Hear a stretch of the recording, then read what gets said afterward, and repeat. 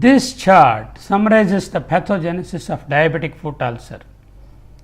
To start with, diabetic sensory neuropathy leads to insensate feet, increases the foot pressure, increases the propensity for trauma, leads to callus formation, decrease in the joint mobility, and that leads to increased foot pressure. Bony prominences are affected and there will be trauma on that and callus formation. Diabetic motor neuropathy, there will be muscular atrophy, there will be deformity of the foot, there will be collapse of the arch and the pressure points develop, callus formation develops.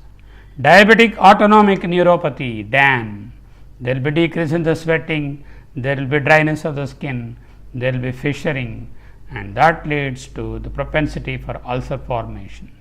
Peripheral arterial disease due to diabetes, ischemic limb, decreased blood supply, decreased ABI, delays the healing, and then ulcer formation which is already there is worsened. Callus increases the propensity for ulcer, and these ulcer and callus perpetuate each other.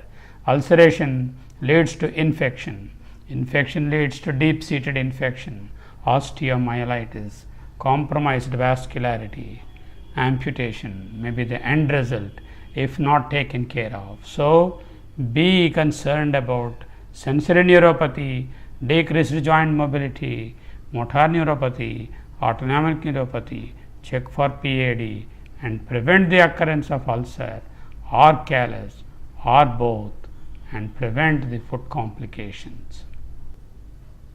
A simple algorithm for plantar ulcer of diabetic neuropathy, which is a non-limb threatening plantar ulcer. Supposing if there is critical limb ischemia and limb threatening ulcer, then this algorithm should not be applied.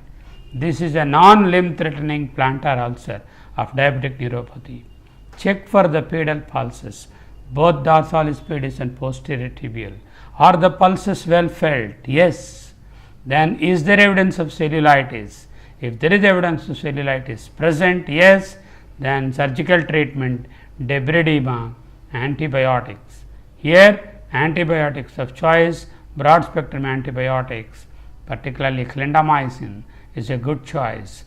Clindamycin is available as Dalacin C, and of course, use gas to reduce the impact of the pressure and then support the limb to offload the pressure. Supposing there is no evidence of cellulitis, there is only an ulcer, debride the ulcer, wound dressing, careful wound healing will do. Supposing the dorsalis pedis posterior tibial pulses are not felt or questionable, they are not able to say whether they are felt or not, then of course we must do an ABI. If the ABI is less than 0.7, then there is definitely a chance for critical limb ischemia. So, there is a decreased pressure in the vascular circulation and immediate referral is required for vascular consultancy to save the limb.